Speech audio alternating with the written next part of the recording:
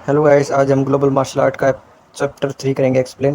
Chapter 2 में हमने देखा था उनके टीचर ने उन्हें असाइनमेंट दिया था कि तुम अपने एक सीनियर को यहाँ पर लेके आओगे, तुम्हें मैं असाइनमेंट देता हूँ और तुम्हारे सीनियर है वो कॉलेज से आए हैं, अब तुम्हें ट्रेन करेंगे यहाँ पर। तो वो वहाँ पर उन्हें लेने जाते हैं। उन्हें देखकर उन्हें देखकर सभी बच्चे कहते हैं, सीनियर वांग आप यहाँ पर हैं, हम यहाँ पर हैं, आप इधर आइए। वांग जियांग उन्हें देखकर कहता है, सभी लोग अच्छी तरह मेहनत कर तो रहे हैं ना। तो सभी लड़कियां उसे कहती हैं, देखकर उसे बस ऐसे कह रही होती हैं, ये तो नॉर्मल से लग रहे हैं, बिल्कुल हमारे जैसे लग रहे हैं। वांग पिंग देखकर कहता है कि ये मामूली सा लड़का ही तो है जो कॉलेज करके आया है बस। फैंग पिंग की बातें सुनकर सभी लोग शॉक्ड हो जाते हैं और कहते हैं, तुम्हें कुछ नहीं पता इनके बारे में। तो फैंग पिंग कहता है, शायद मुझे नहीं पता इनके बारे में। तभी वो एक लड़की एक्शन में खड़ी होती है और कहती है, मैं बताती हूँ तुम्हें हमारे सीनियर के बारे में कि वो कितने अच्छे हैं, कितने डिसिप्लिन्ड है और अपने मार्शल आर्ट के लिए कितने डिसिप्लिन्ड है वो। वांग यांग जियांग एक मेल है, वो 19 साल के हैं, उनकी हाइट 178 सेंटीमीटर है और वो वांग सिटी के रहने वाले हैं और उन्हें रोज़ एक सेब खाना अच्छा लगता है।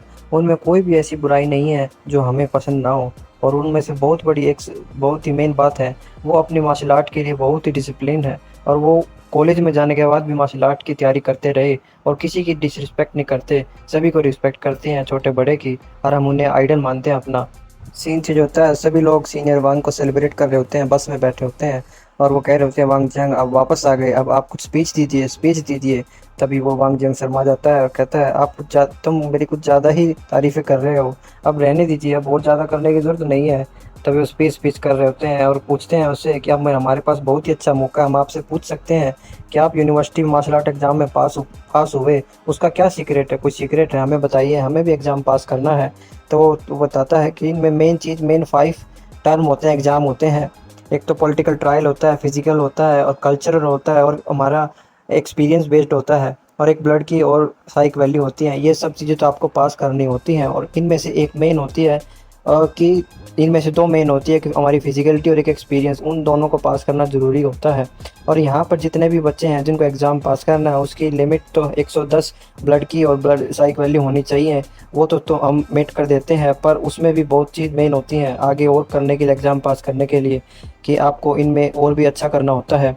कि क्योंकि वहाँ पर एग्ज़ाम सेंटर में आपको कुछ भी अलग पूछ लिया जाता है, किसी भी अलग तरह का टेस्ट लिया जा सकता है, तो हमें हर तरह से प्रिपेयर रहना पड़ता है अपने आप को। वैंग जियांग की बातें सभी गौर से सुन रहे होते हैं कि क्या क्या एग्ज़ाम में करना होता है और बफांग पिंग के भी कान उन्हीं की तरफ होते हैं, सारी बातें सुन रहा होता है और वो कहता है कि इमोशंस का बहुत ही मैटर करता है इस टेस्ट के अंदर, क्योंकि तुम्हें वहाँ पर जाने के बाद वहाँ के जो एग्जामिनर है वो तुम्हें डिस्करेज भी कर सकते हैं, जिससे तुम्हारी मेंटलिटी पे फ़र्क पड़ता है और तुम्हारे रिजल्ट में भी डिफरेंट हो सकता है।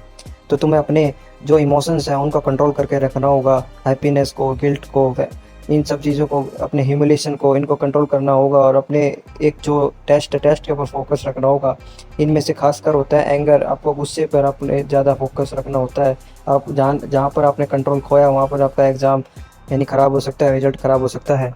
वांग जियांग उन्हें बताता है कि अगर तुम्हारे पास एक्सपीरियंस होगा तो तुम फिजिकलिटी टेस्ट आसानी से पास कर सकते हो, पर कुछ बेवकूफ़ बच्चे आते हैं जो मेडिसिन्स, दवाइयाँ, ड्रग्स लेकर, सप्लीमेंट्स लेकर अपनी ब्लड की और साई की वैल्यू को बढ़ा तो लेते हैं, पर उनके पास कोई एक्सपीरियंस नहीं होता।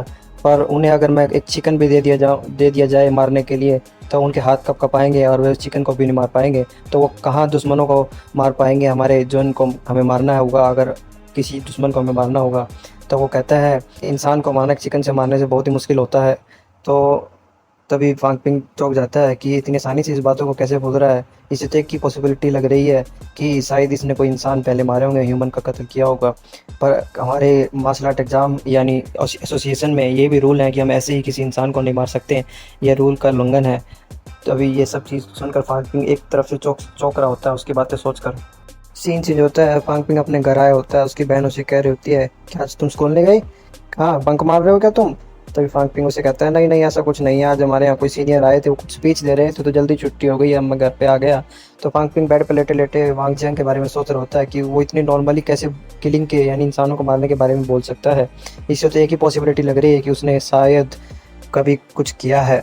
तो फिर सीन चेंज होता है, हमें वांग जियांग का रूम दिखाया जाता है, उसका फ़ोन बजता है और उसके फ़ोन पे आता है, सॉरी वांग जियांग, सॉरी मुझे आपको डिस्टर्ब करना पड़ा, पर मेरे पास एक इन्फॉर्मेशन है, जो सस्पेक्ट था, जो हम जिसे अपर मैनेजमेंट ढूंढ रही थी, जिसने 2 इंसिडेंट अभी तक कर चुका है, वो अभी दोबारा दिखा है इसी सिटी में, चांगसंग सिटी में। तो हम मेरे पास इन्फॉर्मेशन उसकी लोकेशन है, आप उसे देख लीजिए। ऊपर से बहुत दबाव आ रहा है, वो ब्लेम लेना नहीं चाहते हैं, उसने 2 कत्ल अभी तक कर चुका है, तो आप देख लीजिए, आप उसको पकड़ना है। तभी वांग जियांग कहता है आप चिंता मत कीजिए, आपने मुझे पैसे दिए हैं उसे पकड़ने के लिए, जिंदा या मुर्दा मैं आपका काम कर दूंगा।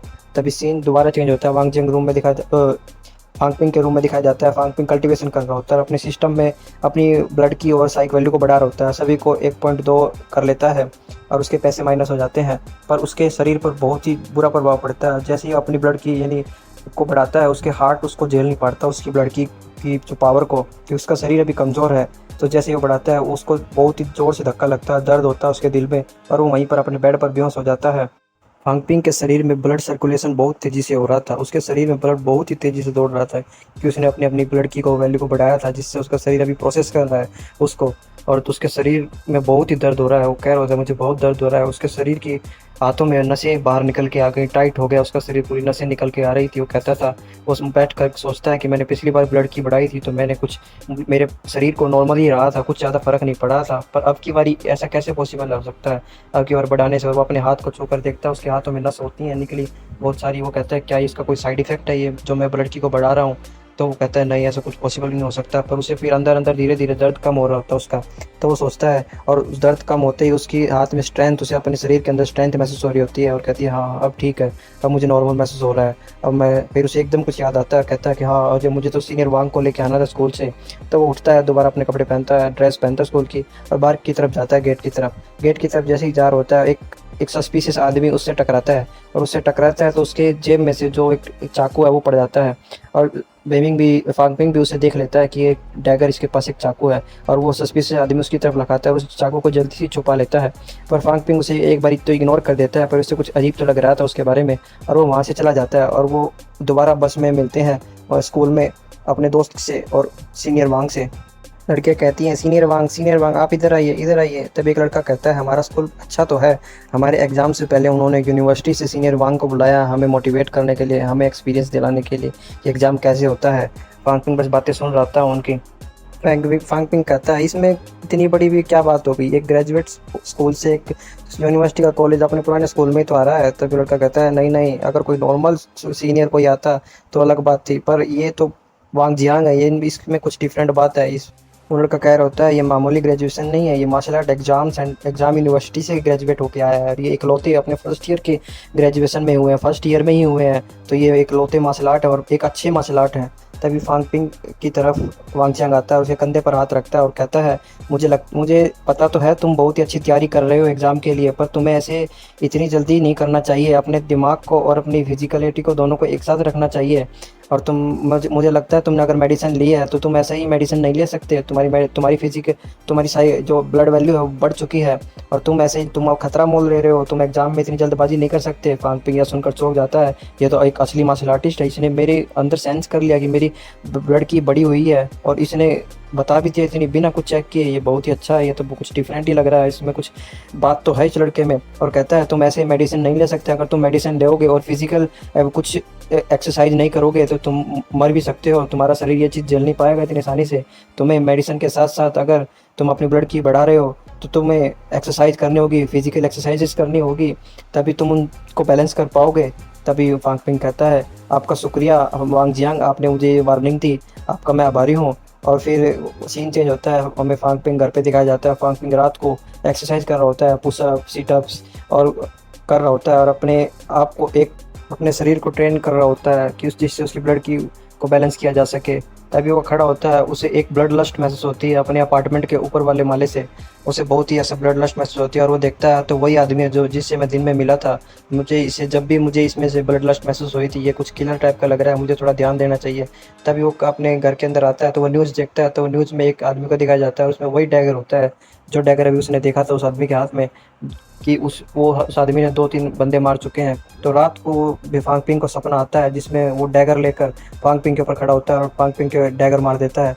तो फांगपिंग की नींद खुलती है और उसे सब कुछ याद आ जाता है कि हाँ ये वही आदमी है जो हमारे अपार्टमेंट में है, और इसने 2 कत्ल किए हैं अभी तक इस सिटी में, मुझे कुछ ना कुछ करना होगा, ये हमारी फैमिली के लिए खतरा हो सकता है, मेरे लिए खतरा हो सकता है, मुझे सबसे पहले कुछ ना कुछ करना होगा, और नहीं तो मेरी इस ताकत का इस 10 साल पीछे आने का कोई फ़ायदा नहीं हो जब मगर मैं अपनी फैमिली को बचा नहीं पाया तो। फांगपिंग सुबह उठता और कहता है ड्रीम तो बहुत ही खतरनाक लग रहा था, बहुत ही स्केरी था। मुझे ये सब कुछ होने से रोकना होगा, मुझे बहुत ही तेज़ी से सोचना होगा, तेज़ी काम करना होगा इसको रोकने के लिए। तभी फांगपिंग का सीन चेंज होता है। फांगपिंग बस लीडर होता है, मुझे अपनी फैमिली को बचाना है। तभी सीन चेंज होता है, हमें अपार्टमेंट 201 दिखाया जाता है, जहाँ पर वो किलर अपनी न्यूज़ सुन रहा होता है। न्यूज़ में बता रहे होते हैं कि एक किलर है जो लेवल 20 ग्रेड 2 का किलर है, उससे बच के रहना। और वो परेशान हो जाता है किलर, वो रेडियो को बंद कर देता है और डैगर को एक बॉक्स में डाल देता है और कहता है ये कमीने तो मेरे पीछे पड़े हुए हैं, मुझे पकड़ने में मुझे थोड़ी दिनों के लिए छिपना होगा। इस स्ट्रीट में और इस अपार्टमेंट के आसपास कोई कैमरा भी नहीं है, कोई सीसीटीवी कैमरा, तो मैं यहाँ पर कुछ दिनों के लिए छिप सकता हूँ। तभी उसके दरवाज़ा खटखटाता है कोई बहुत ज़ोर ज़ोर से। तभी वो कहता है मुझे नॉर्मल बिहेव करना होगा, मुझे नॉर्मल बिहेव करना होगा। वो गेट खोलता है, कहता है नाइस टू मीट यू, मैं कल ही यहाँ पर मूव हुआ हूँ। और वो गेट खोलता है तो वहाँ पर गेट पर कोई नहीं होता। वो देखता है इधर उधर, पर फार्मिंग पीछे से उसके घर के अंदर घुस जाता है और उसके सोफे पर जाकर बैठ जाता है। वो किलर वो चोर मनी मन सोच रहा होता है मुझे काम रहना होगा, मुझे शांत रहना होगा और एक अच्छे इंसान की तरह बिहेव करना होगा। कहता है कि ए लिटिल ब्रदर, तुम क्या करने आए हो, तुम शायद गलत रास्ते आ गए, तुम गलत घर में आ गए। कहते हैं अंकल अंकल मैं बोर हो रहा था, कोई मेरे साथ मैच देखने के लिए नहीं था, मेरा टीवी भी ख़राब है तो मैंने सोचा मैं आपका टीवी यूज़ कर सकता हूँ। अंकल क्या मैं आपके टीवी से मैच देख सकता हूँ। और वो वहाँ पर कैंपा पी रहा होता है, कहता है अंकल आप भी मेरे साथ एंजॉय कीजिए, ये लीजिए ड्रिंक कीजिए और देख आज दोनों मिलकर हम मैच देखते हैं। और ये चैप्टर 3 यहीं पर ख़त्म होता है। चैप्टर 4 में देखेंगे हम कि ये कैसे इस चोर को, इस रोबर को कैसे फेस करता है और कैसे लड़ता है इससे। और चैप्टर आपको अगर मेरी एक्सप्रेशन अच्छी लगे तो लाइक करना, शेयर करना, सब्सक्राइब करना। Thanks for watching, goodbye. मैं मिलता हूँ आपको चैप्टर 4 में।